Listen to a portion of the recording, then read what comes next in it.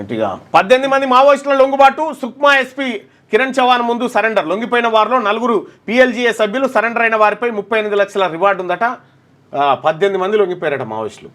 ఇక మావోయిస్టుల కథ దాదాపుగా అది ముగిసిపోయిన చరిత్రనే.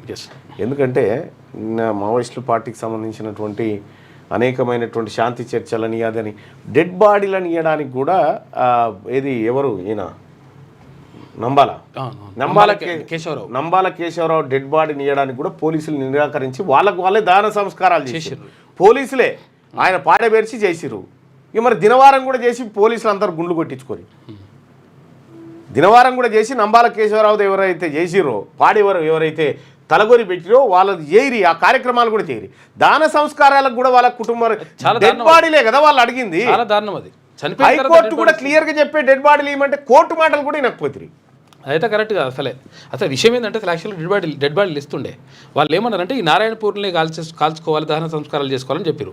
దానికి కారణం ఏంటంటే అసలు యాక్చువల్గా నంబాల కేశవరావు నిజంగా ఎన్కౌంటర్ జరిగింది అనేది అది కాదు. అయితే వీళ్ళు ఏం చేస్తారు, ఒకవేళ డెడ్ బాడీని ఇస్తే కుటుంబ సభ్యులు కానీ లేకపోతే ప్రజా సంఘాలు కానీ ఏం చేస్తాయి, ఈ డెడ్ బాడీని తీసుకుపోయి పోస్ట్ మార్టం చేపిస్తాయి.